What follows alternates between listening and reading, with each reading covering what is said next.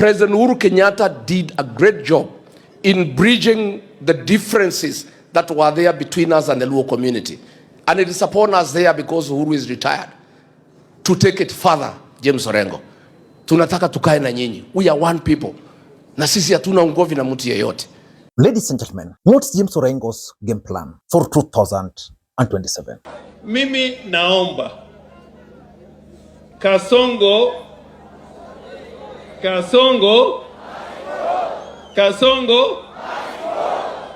but you must know also he's a very strategic politician. Aliingilia chama cha Jubilee, sasa ameingilia chama cha ODM. Amenunua chama cha ODM kwa wenzetu, lakini sisi tunasema hatachukua ODM kamwe, hawezi kuchukua. Na naomba wakati huu we must make the life of Kasongo very difficult. Musikubali alale. Musikubali alale. Wangapi wasema Kasongo halali? Wangapi wasema Kasongo halali? Na kule Nyanza msiwe na wasiwasi. Kule Nyanza msiwe na wasiwasi. Because since the death of Raila Odinga, James Orengo has been making some serious political moves which are sending serious political statements. Kenya wanakuuliza, what is that alternative? Baada ya kusema Ruto one term, what is that alternative government or rather solution you have for the country? Baada ya kusema one term. The solution is not to elect Ruto and go for the alternative. And that alternative is going to be a candidate from Linda Mwananchi, candidates from Linda Mwananchi.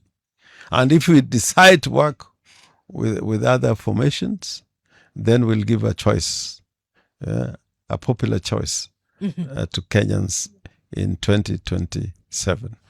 Yesterday but one, James Orengo was in Kirinyaga County. And it was clear that as much as he went for the burial of the late Senator Daniel Karaba, the main objective was political. Because James Orengo joined Uhuru Kenyatta, Kalonzo Musyoka, Rigathi Gachagua, Eugene Wamalwa, and Fred Okengo Matiang'i. And I remember opining on this platform that James Orengo's presence there simply meant the presence of Linda Mwananchi. Unajua nyinyi watu wa mlima, kama mngesikia Uhuru Kenyatta wakati ule, hatungekuwa na hii tabu. Hiyo ni kweli. Hata kama mmekataa kusikia, hiyo ni kweli. Na unajua matokeo ingekuwa buy one get one free. Raila angekuwa president na leo Martha Karua pia angekuwa president. In this video, I want to attempt to reveal to you guys James Orengo's game plan for 2027. Because most of you guys have been asking me about James Agri Bob Orengo. Before we do that, in case you're watching this channel for the first time, please take a second or two, click the subscribe button so that next time we produce a video like this, YouTube will automatically notify you. And to the subscribers, I want to continue thanking you guys for your continued support. Because without that support, this channel cannot be where it is. Ladies and gentlemen, what are some of James Orengo's game plan for 2027? Number one, I tend to think, and I'm right, that James Orengo is trying to position himself either as a presidential candidate, which for me is a bit remote, or as a potential running mate. If you are to ask me, James Orengo can easily become a presidential running mate. But the question is to who? My answer is straight to Stephen Kalonzo Musyoka. And allow me to take you back when Kalonzo Musyoka went back after the burial of Raila Odinga in Bondo. These were the words of James Orengo towards Stephen Kalonzo Musyoka. I've been in many meetings where people were discussing about who is going to be the candidate. And three times,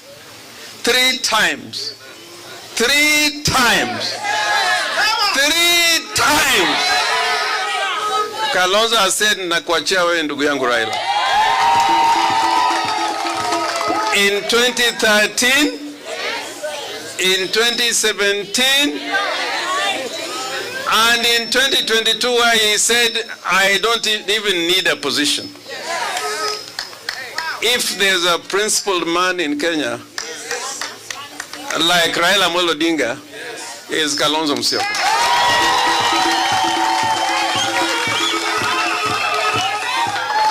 I also want to say this again about Kalonzo Musyoka. This guy has been a vice president.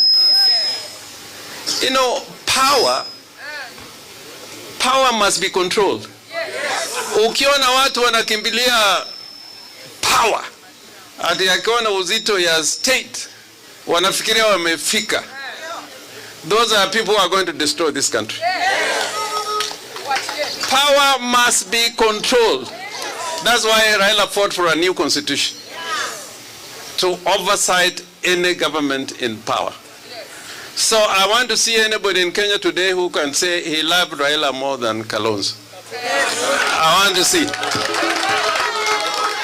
to see. The second thing I want to say, Mama Ida Odinga yesterday. Number two, and this I've actually been told by some of his close associates from Siaya, that from the way they are observing Orengo is not keen on becoming the next governor for Siaya again. So what we are witnessing is actually James Orengo's exit strategy from Siaya. Orengo is betting on the opposition winning in 2027. And if that were to happen, even if he's not the running mate, he will be rewarded. There is no way James Orengo will fail to become a cabinet minister. One of the people giving Orengo serious trouble in Siaya is a cabinet minister, Opiyo Wandayi, which means the position of the cabinet secretary, if well packaged, is much more bigger than the position of the governor. So Orengo is planning his exit strategy from Siaya.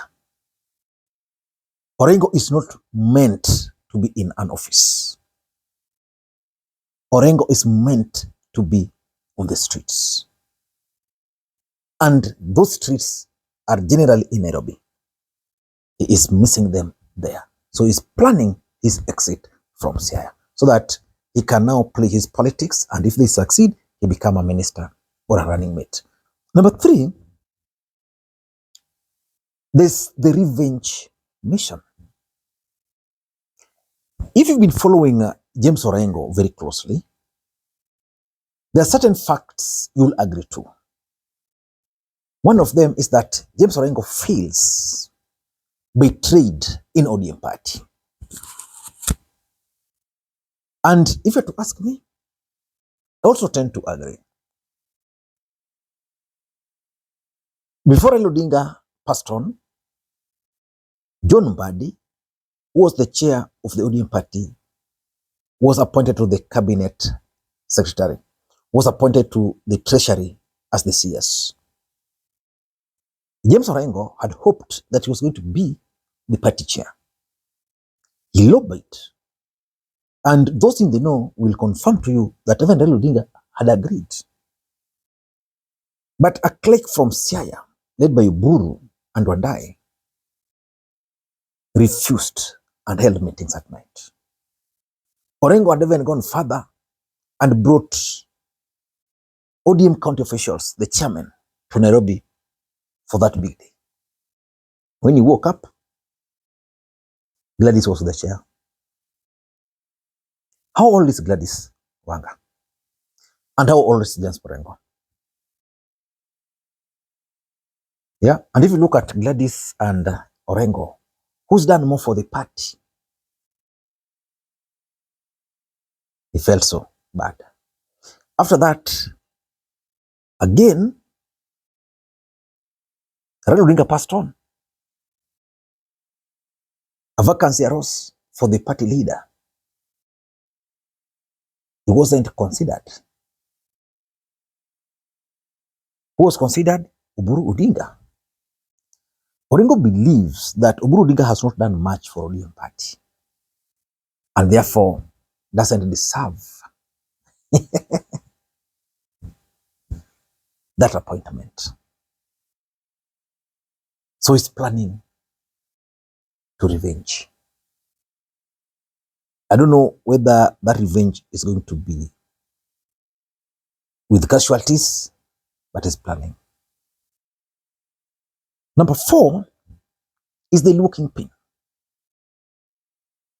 If you look at those who are likely to succeed Raila Odinga as the next Luo kingpin, if you produce that list, Gladys Wanga, John Mbadi, Opiyo Wandayi, Raymond Omolo. Those are the people lining up to succeed Raila Odinga as the next Luo kingpin. They are all in government. There was only Babu Owino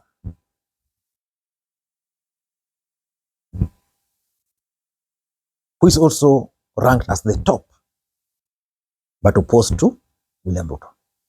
No James Orengo. So Orengo has seen an opportunity of becoming the next Luo kingpin by being on the other side. And importantly, which is my last point, James Orengo was locked out during the broad-based negotiations. James Orengo has always been part and parcel of those negotiations. And because he was left out, Orengo has been very bitter. And he is planning to revenge.